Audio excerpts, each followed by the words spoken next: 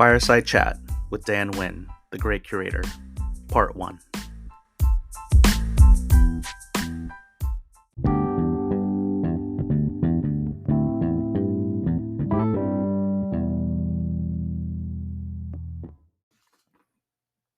Welcome to episode 4 of the Car Diary with Hobby S. Thompson.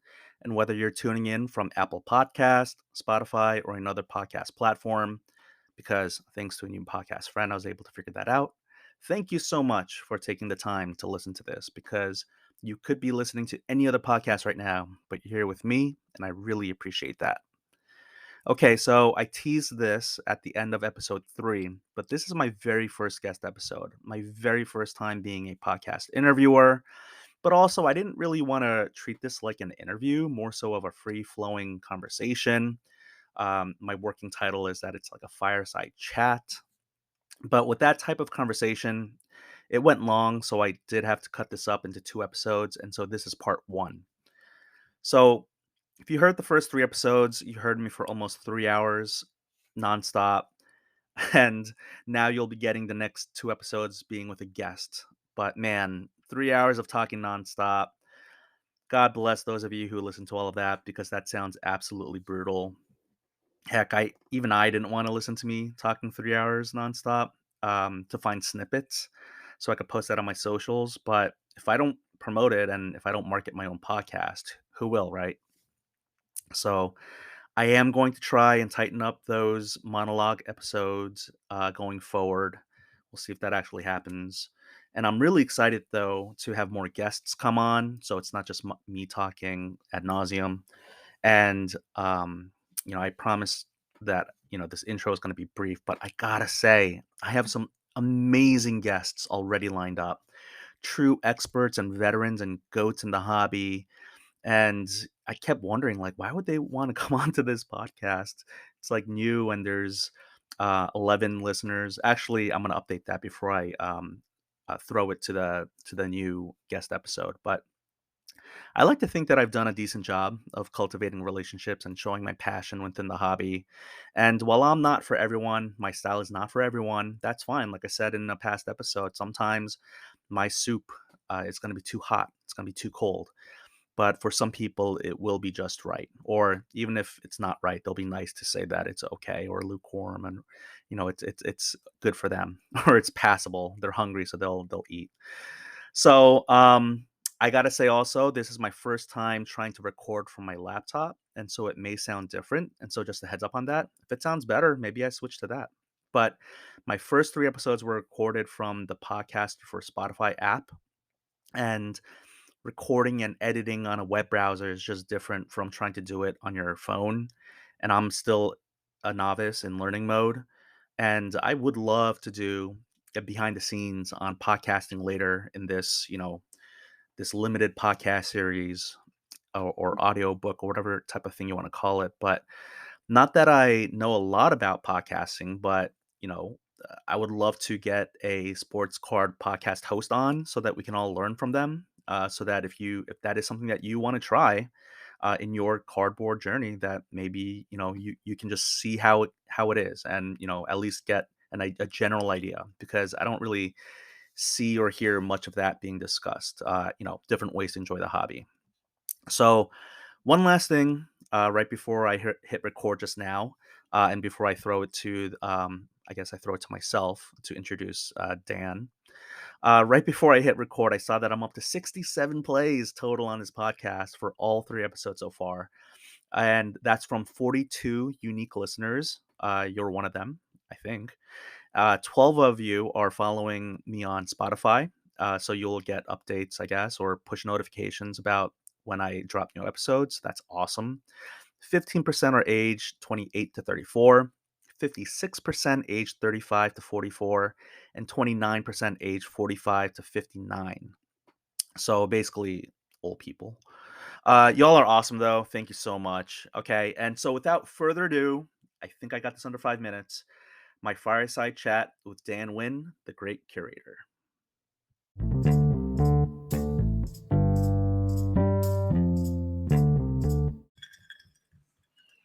Okay, take 2. Let's see if this works.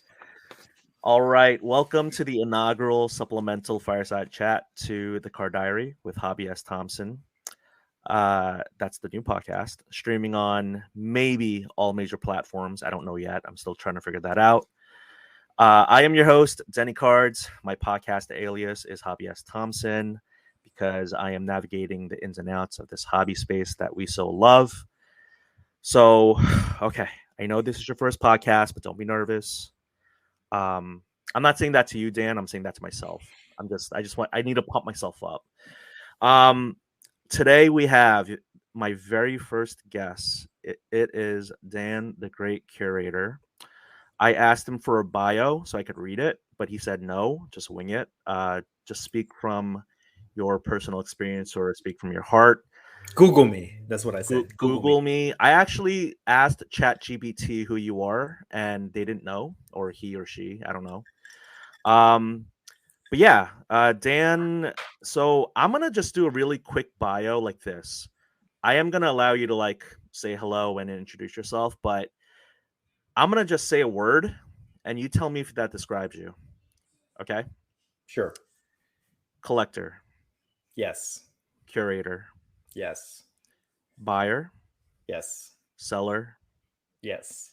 trader. Not like Benedict Arnold, but like Yes. TRADER, Trader Joe's. Okay. Yes. Father, Yes. husband, Yes. friend, Yes. pumper, Of things I like? Yes. and dumper. Of things I don't like? Yes. Okay. So the reason I wanted to I cannot believe that I have you on as my first guest. What people don't understand is that the pump and dump thing at the end that I put in there was a joke. You didn't know that. Like I told you that I was going to ask you some questions. I did not put that in my initial show notes for you. Sorry, I didn't mean to put you on the spot. But here's the thing: Google you, watch your content.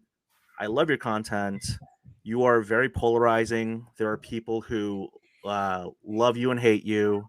And I got to say that I've seen the comments and I've seen the people come after you. And you are definitely polarizing. But that's what I love about you, actually. And when I had like no following, no presence, I don't know, just reached out to you and you actually gave me the time of day. And I actually have learned a lot from you and other people.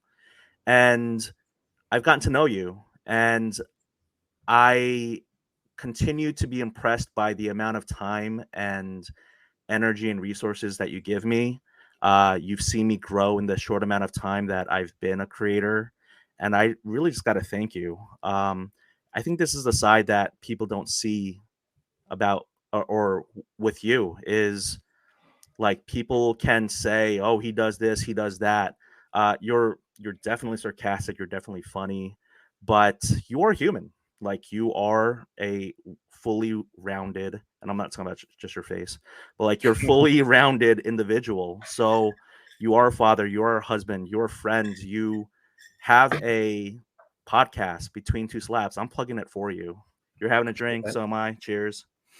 Um, but I just wanted to, I guess that's my intro for you is you are a fully fleshed out individual human being in the hobby, just like I am. And thank you so much for coming on the show. And so I'll let you speak a little bit. And then I have my first question for you. Go ahead. Okay. Well, I do appreciate that. I feel like that should have been your closing statement. That would have been the perfect way to end this podcast. But well, thank you for listening, everyone. It has been a great time with Dan. Interview. I will say this, I do appreciate that. And that's one of the reasons why I wanted to be a guest on your podcast. And I'm actually, I feel privileged to be the first guest on your podcast. But I feel like this is unique because I get asked to go on a lot of people's different shows. And I can honestly say most of those people I don't know them at all. I just know maybe of them from their podcast, or I don't even know them at all. And I just, want to do them a solid. But I actually know you well enough now to see your progression in the hobby in terms of you making content. And I wanted to be on your show, and I wanted to be one of the first guests on your show to talk about some interesting topics, some maybe some controversial topics, polarizing topics. But I feel like you are in the unique position where you actually know me outside of the hobby. We've spoken on the phone before. You've helped me out on my trip to Asia. We text regularly, so I feel like a side of me that a lot of people don't know, and because of that, you can flush out some better answers to some of these questions. So I'm excited to get into this and discuss all these hard hitting issues, share my knowledge with you, and maybe have some laughs. Awesome.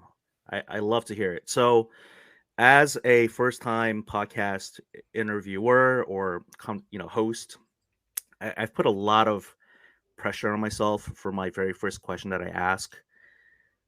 I mean, it's just like I'm building up too much pressure on myself, but it's such an important question, and so I really don't want to miss it. I don't want to blow it.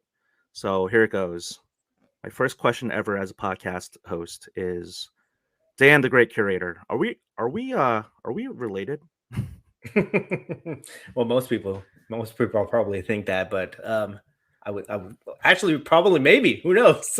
Right. So Yeah, okay. So not not you are not immediately, but who knows? Maybe. so I am Korean American. You are Vietnamese American, correct? Yes. You actually did go to my home country. I was actually born in Korea. So you went to South Korea earlier this year in 2023, right? Yes. Yeah. And so that was enough for me to just be like, oh yay, like go visit and have a great time. And I was there last year. I was there during winter break of 2022. So I mean, just another way for you to follow my footsteps. Thank you, Dan. If Um, I know this was supposed to be a joke, but if I can just touch on this real quick, and then this might be a great segue into the first discussion point sure. of this. No, we're not related, but we do look like each other, and that may sound kind of funny to say, but I will say this: like in the hobby, it's um, it's comforting to see representation Hmm. that you don't normally see. I mean, honestly, like if I'm going to be very uh, candid about this, it's dominated by majority people that not like us. So whenever I see Just another say white person, people. whenever I see another person make content or at shows or just be actively involved in the hobby as much as I am, I think that's really cool, and I want to Hmm. be part of that because I know from my own experience, from all the content that I put out there, you know, this is true, guys. I have a lot of people, a lot of Asian people reach out to me and tell me that they appreciate seeing my content, seeing my face out there, and it makes them feel good because for whatever reason. So I like that. I like that, and I would encourage more of that. No, that's great. That's a really good point. Yes, I vacillate between being sarcastic and jokey and being serious. I think that's being human. I mean, that's just different sides of us, and I really appreciate kind of like I don't know if I called you a trailblazer or whatever, but like for you to represent this side of the hobby, I really do appreciate it.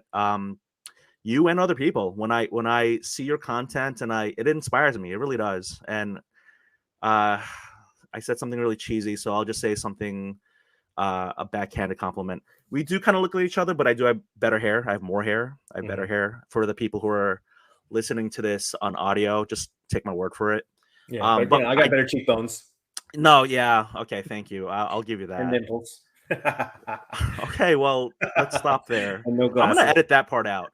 But no, I have my family. There's male pattern baldness that runs through it, and I am trying to hold on to dear life for my hair. And so I started the podcast wearing my Vancouver Grizzlies hat, Mhm.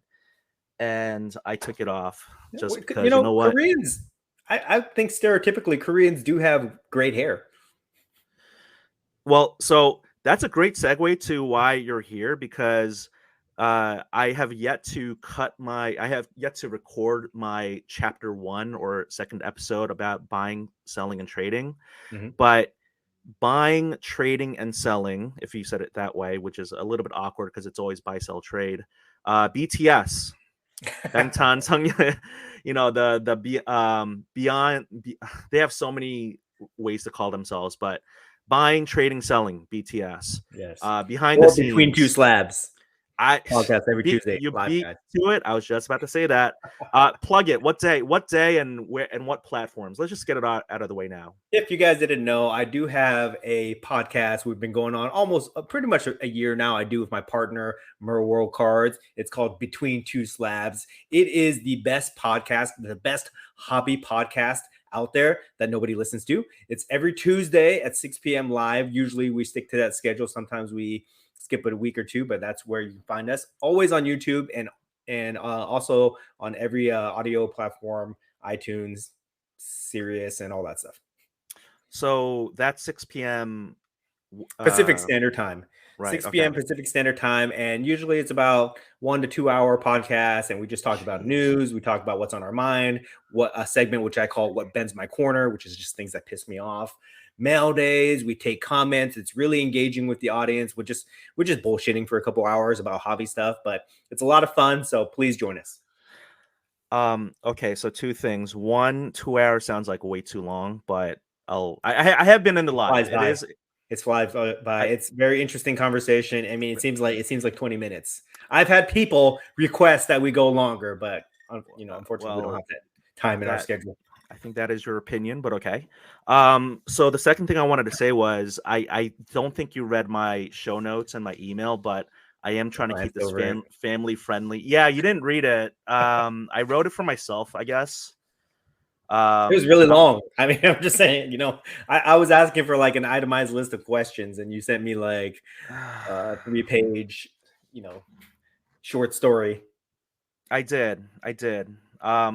Hey, well, okay, we are gonna get to buying, selling, trading, but have you ever tried to look for a recipe online and you're just like, give me the recipe, and then it's like that first few paragraphs about like when I was in grandma's kitchen, Nana would bake Yeah. me the best cookies and the pasta she made was the best. I'm like, just give me the recipe.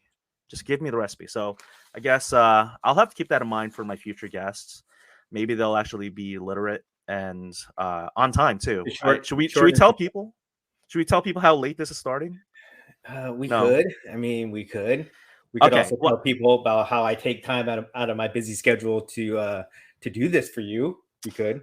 Yes, that is true. So all I will say is it is clear that you're the talent because I had to wait on you, and I do have a strong feeling that you will be worth the wait. But let's stop the That's what she said. crazy banter and let's get into it. So Okay. hopefully people have gotten a well-rounded idea of how this conversation is going to go. I think you and I beforehand we said let's do real talk.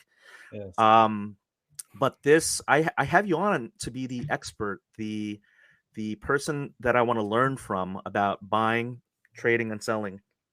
And in regard to that, I know that you have not listened to anything that I've output yet, even though I asked you if you wanted to. But yours, Don't your have time the is time. very. Sorry. Yep. Sorry. Sorry. But, that's an interesting point. If we can just segue for a second. Yeah. To be honest, I don't consume a lot of hobby content because I'm so busy making my own. I just have little bits that I watch here or there, or unless somebody sends something to me. But honestly, I'm just so busy doing my own content that I don't have time to really keep up with everything out there. So when people say, "Oh, did you hear about this guy talking about you or this and that?" and I was like, honestly, no, because I'm just focused on doing my own thing. Okay. So speaking of your own thing, let's get right to the B part of BTS buying. That is the way you entered into the hobby, right? Just in order to curate, in order to collect, you have to buy, right? So if you could kind of like start from like I guess your origin story of just how you got into the hobby in terms of like what did you look for when you were buying?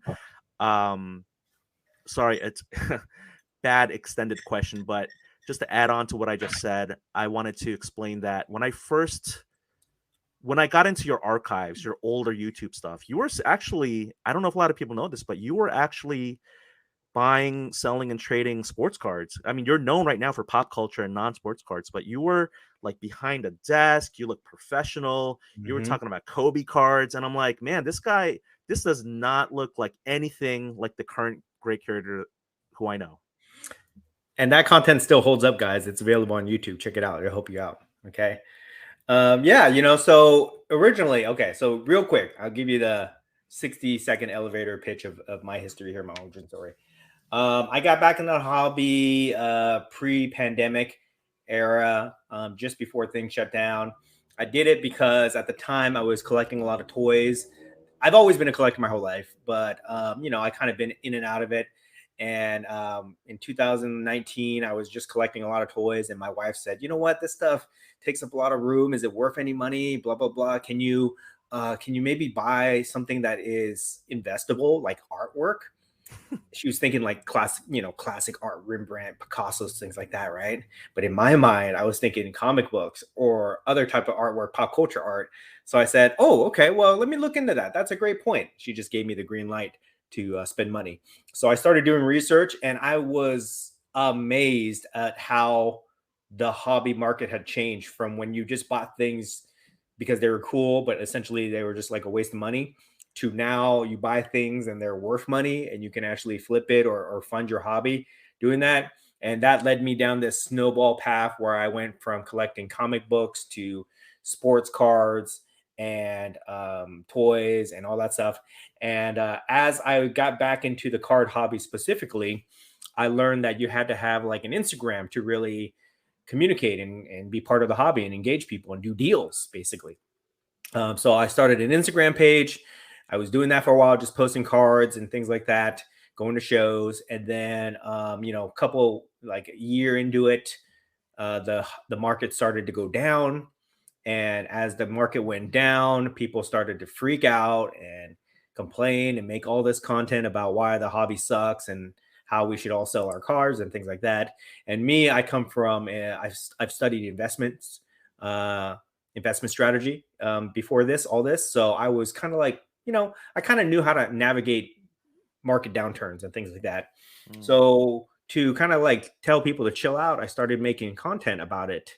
And that's what you see in my early videos, about how to deal with market downturns and things like that. I started off on Instagram just making long posts, and then people told me to make videos.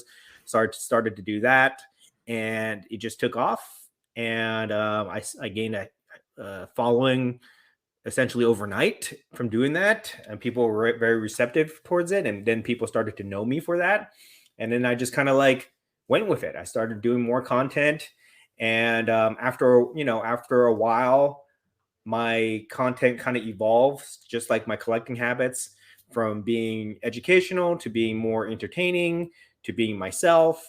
And it's kind of evolved and morphed over the last 2.5 years or so, to the point where I am now, where I feel very comfortable with myself right now, very comfortable with my position in the Mm. hobby. Mm. I collect things that I love, I show off things that I love, and my content is what I would describe as like 90% entertainment, designed to just kind of make people laugh for a couple seconds of the day, and about 10% educational.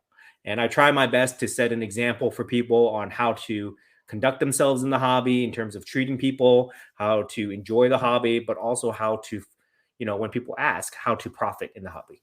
Mm. I really like that, but I feel like I've heard you say similar things in other podcasts where I'm like, I thought it was going to be a real talk. But no, Real thank talk, you. guys. It's just about the money. I'm just, Real talk. I'm just So, trying. I'm just trying to make dollar bills here. no, I mean, I don't want to like plug other people's podcasts or whatever, but I did hear you on a recent podcast where you did kind of talk about how you are comfortable in your content, and I appreciate that. I think that's great. I'm still trying to get comfortable with my content, and I'm not gonna make this about myself. I do want to try to stick to the BTS of the reason why we're here. So This real quick. yeah, This should be focused upon you.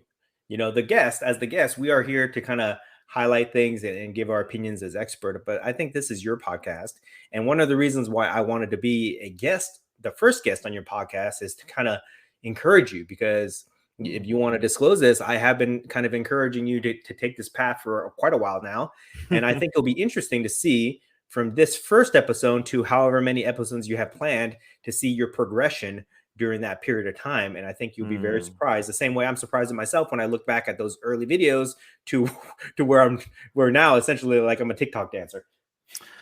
Yes. Well, I appreciate you saying that. I mean, yes, I will have to figure out how to navigate this. I literally just a few hours before starting this recording with you, I did finally publish and cut out my first episode, and um I don't know, I just feel like my monologue episodes that's going to be audio only is going to kind of like center around me, and then these video, I'm going to hopefully put this up on YouTube, and then the guest spots that are video and audio, I'm hoping to kind of like delve into the expertise of you. But that's very nice of you to say.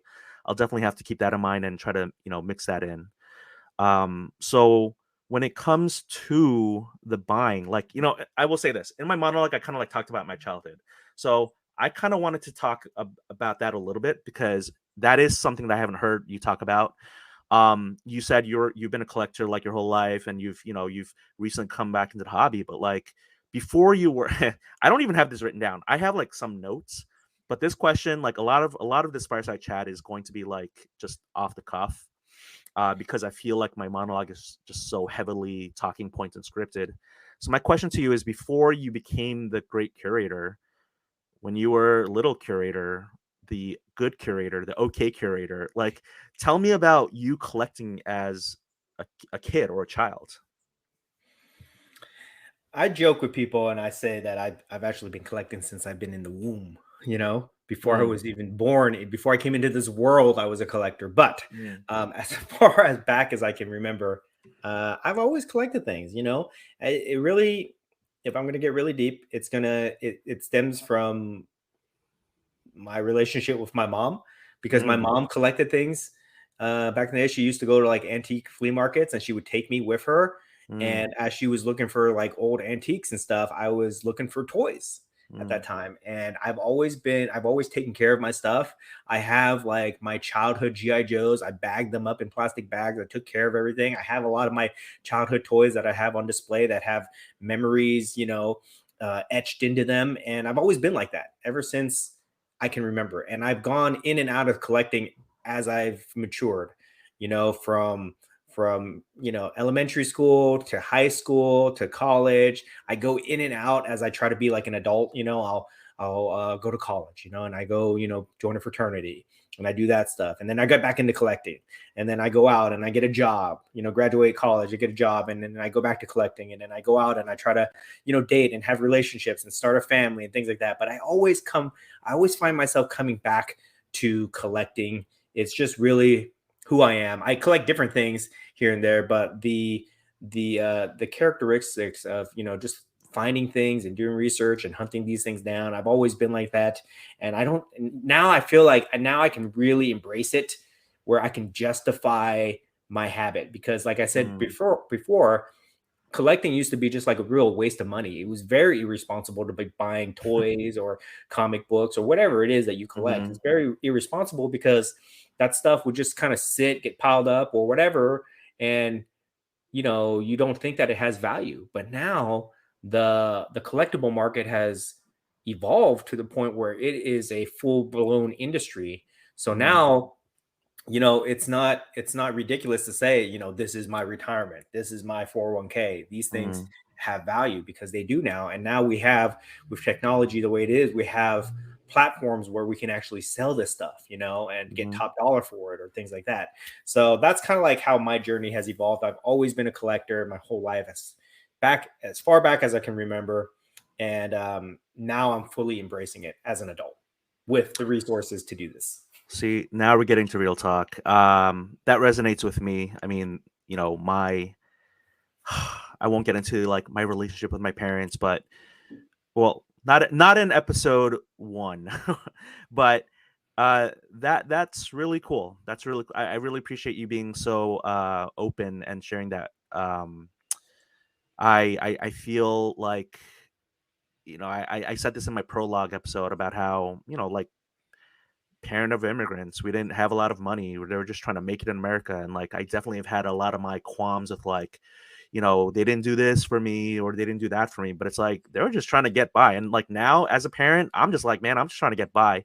It's nicer that I have maybe more disposable income than they did, and I get to have, the luxury of having a midlife crisis. But like, man, like my parents probably had midlife my dad probably had a midlife crisis but didn't have money to like fund his his midlife crisis. So Can I we gotta talk about this say, real quick here? yeah, Don't mean to interrupt you, but can we talk about the difference between generations? Like yeah, our parents' generation, I guess they're called boomers, right? Baby yeah, boomer yep, generation. yep, The concept of playing and collecting toys as an adult, you don't do that. You just don't do that, right? Like, and as a kid, you might give like little toys here or there, but as you grow up, they don't expect you to continue collecting and playing with toys. right, It's just this new generation of millennials.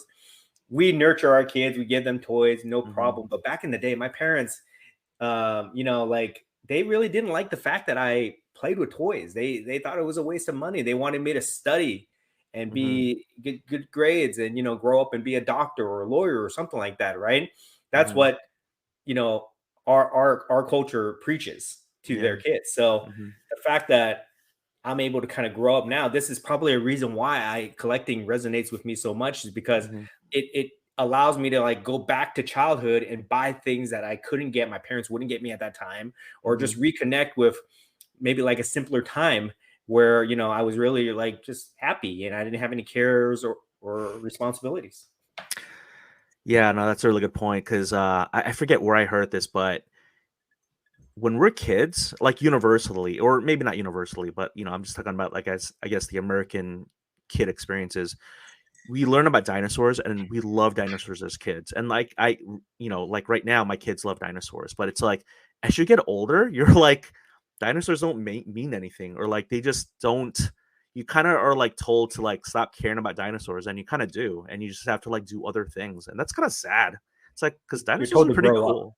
right? You're told to You're grow told to up. grow, yeah, Yeah. you're told to grow up, and I think it's yeah, you do have to become more emotionally mature, and you do have to like learn other things, and yeah, you do have to grow up, like you do, but it doesn't mean that you have to be grown up all the time, I guess. And I guess when I'm looking at these cards, these silly, pieces of cardboard that we keep talking about, I do like the fact that I get to enjoy them. It is my hobby time. I'll just put on a podcast and I'll just look at my cards, and maybe someone's doing that while they're listening to us now, which is kind of meta to me. Mhm. Um, I but think I think it's become okay. Like before, maybe 20 years ago, like if you're in a group of friends, adults, grown ass men, and you say, "Oh yeah, I collect cards," or I collect toys or comic books, hmm they might kind of like look at you like kind of funny, right? hmm But now it's become like accepted, kind of like how like I'll use another example, like online dating, right? Is mm, like is the norm now, but like 20 yeah, years ago, it was very like hush hush, very embarrassing. But now I think we've kind of evolved to the point where we're comfortable with it. We're comfortable talking about it, and it's starting to become a little bit more mainstream. I guess you could call it the revenge, the revenge of the nerds. Yes, It's kind of like yes. cool to be nerds. I think I recently saw, what is it, like 21 Jump Street, and like the older, the narcs who are coming to the school are like, wait a minute, like it's cool to be an environmentalist, and it's cool to be nerdy and all that. And it's like the jocks were now like the second class citizens of that high school.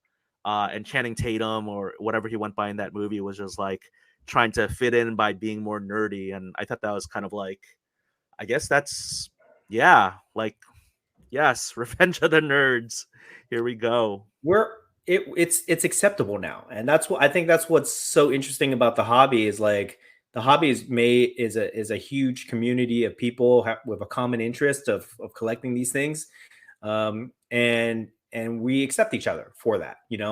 Although I hope we can get into this too. I hope that some people don't accept other people in the hobby, and Yep. some people Yep. attack people, things like that. But Yep. that's a small minority. But for the majority of it, yes, this is a very welcoming space and community, and I think that's what appeals to a lot of people. Gosh, I wish I could attribute it to someone specifically, but I heard the concept of the silent majority in the hobby. It's the folks who are just like, mild mannered, even keeled, who aren't like chasing this or that, or like, or like within budget, and are just like decent, reasonable people. and you don't hear a peep from them. They'll either consume content or maybe not even consume any content. They might just be happy with their collection and just like maybe post a little bit here and there on Instagram, and they're just like happy. I feel Hmm. like sometimes, and I'm not talking, of course, I'm not talking about you and me, but like sometimes when you're like posting things, you're just like, maybe there is a reason to like want to gain, external validation or something. And I'm not talking about you. Maybe I'm talking about myself. I don't know. I have to like definitely internalize that and process that more before I maybe I should edit this out. But I feel like yes, there is a vocal minority that I see in the comment section just trolling people, and it's like these people do kind of. I did ask you to like keep it clean, but we're not going clean anymore. We're done. I'm gonna have to keep the monologues clean, and the guests, we just kind of go off the rails. All right. Yeah, but like the trolls, they suck. I mean, straight up, like it's like bucket dippers. It's like these people who feel like they have to dip other people's buckets to, fill their own, and that's just not how bucket filling works. Like you don't dip other people's to fill your own. It's not a, mutually exclusive binary zero sum game, but I feel like sometimes people have to neg others to make themselves feel better or pump themselves up. So anyway, we're not here to talk about that, but Can I we're just down comment that on that rabbit real hole. quick? We have Like, to go ahead. okay, so I think it's interesting that you use the term silent majority. Okay, and I think that's true. I try to look at the hobby from an outside perspective when I think of these battles that I fight. It's no secret. People see me. People. If you search my name, you'll see videos of people talking shit about me. Can I say that? You know, one day I will learn how to bleep, but for now, Okay. yes. Go Okay. ahead. Go ahead. There's a lot of Say whatever videos. you want. There's a lot of videos out there, people talking shit about me, but those videos, there may be a lot of them, they're only made by a couple people.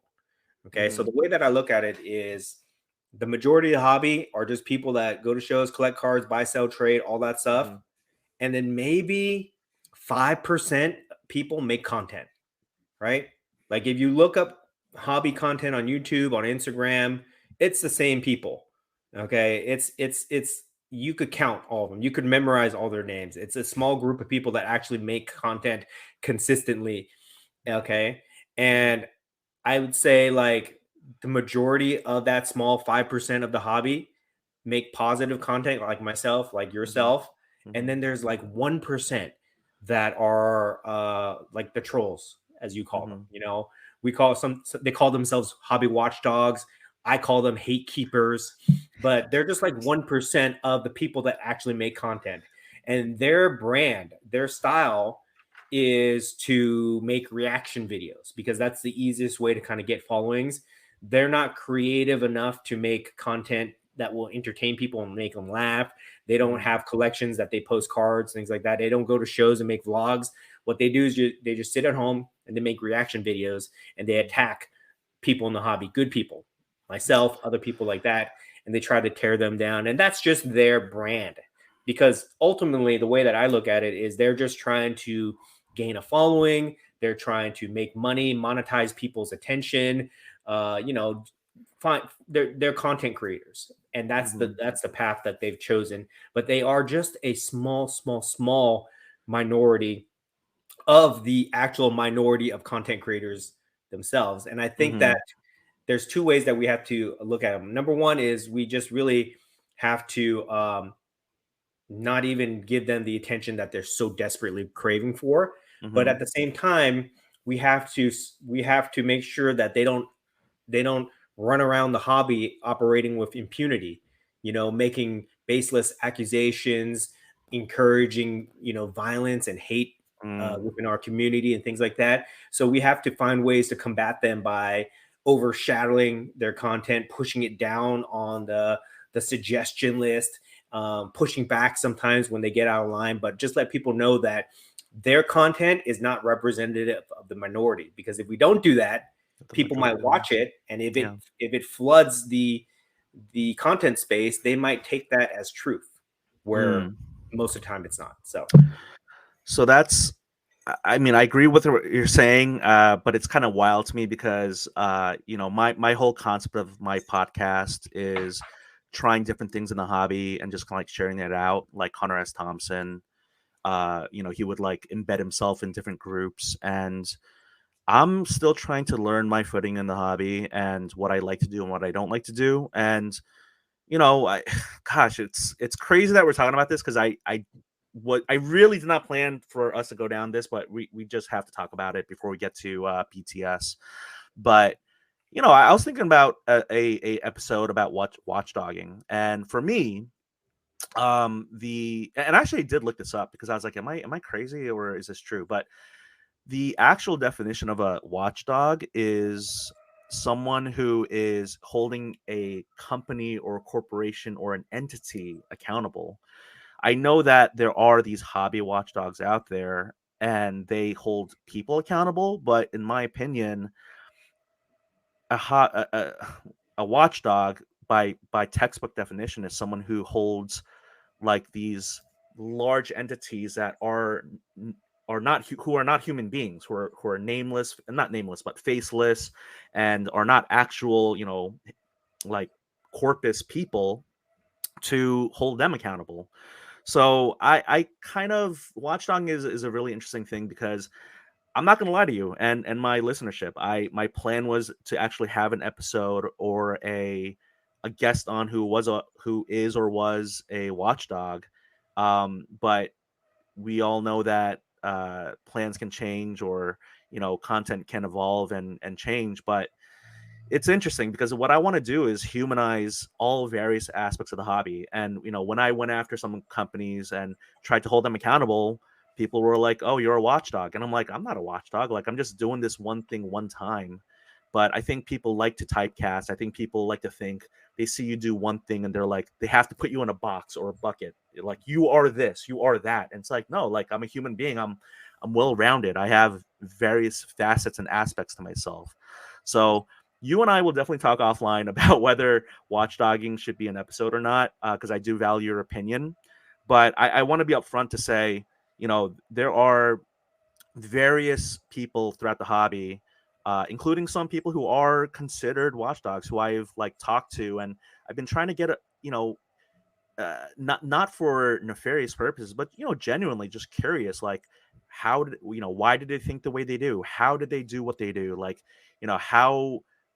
how do you create content like in that aspect? Because I didn't want to like other them either. Like, I'm really just trying to come into all of this with a genuine curiosity about why people do certain things the way they do, and not to criticize them, but to really to learn from them. Interesting. I'll be waiting for that episode. But I will say this, just You block me. I think that there are some people that make great videos that are very critical about things in the hobby. Whether Mhm. it's like a guy who's trimming cards, or a breaker that steals cards, or an Mhm. auction house that bids up their own auctions, things like that. Mhm. Those things, Mhm. yes, those things we need to talk about. We need to Mhm. bring attention to those things. But but other videos where you try to like tear people down, Yeah. and I'm not just talking about me. I'm talking about other people in the hobby Mhm. where you Mhm. try to tear people down. You talk about their families. You try to mess with their Ugh. business and affect their Yeah. livelihood. Right. Things like that. You make fun of them, make fun of their race, make fun of their collections, what they do, and Right. stuff like that. That to me really has no place. And Mhm. those people that call themselves watchdogs, actual watchdogs, I got no problem with. Like accounts like card porn, things like that. I think Mm. those are, we need stuff like that, right? We need platforms that have large reach that can bring attention to things that are not right. Mm. But people who call themselves watchdogs, where they make trash content in order to leverage people's attention for their own purposes of monetizing their channel, I think that's trash. I think that's garbage. Those Got it. people, they know who they are. The Yeah, we people, don't have to name them. yeah, they know who they are, and and I think that they're trying to hide behind that brand of being good for the hobby, but what they really are is just tearing things down. And so, I try not to give people my platform to do that. I try to push Okay. back as much as I can on it, and it'll be interesting to see that episode when it comes out. Okay. Well, it's interesting when you talk about monetizing, because I literally, I mean, it's not like I've been here for, re-entry back into the hobby for many years, but I have no clue how to monetize any of this content. Like, I make it's there's no like, oh, you have 100 likes, here's $1 from Instagram. Like there's no, like I don't monetize my content. I Whether it's yet or ever at all. This really is for fun. I'm so happy that you're on this like podcast. It's weird to think that I have a podcast because before today I did not have one. So let me talk about monetizing. I gotta be a better podcast host and keep us on track. We are literally, oh my gosh, time really is flying. We're 40 minutes in. We have not Guys, real talked quick about. here. Originally, Denny here wanted to have a 15-minute podcast. And I Oh said, there's God, no way in hell you're no. going to be able to talk about anything interesting within 15 minutes. And now you see that I was right.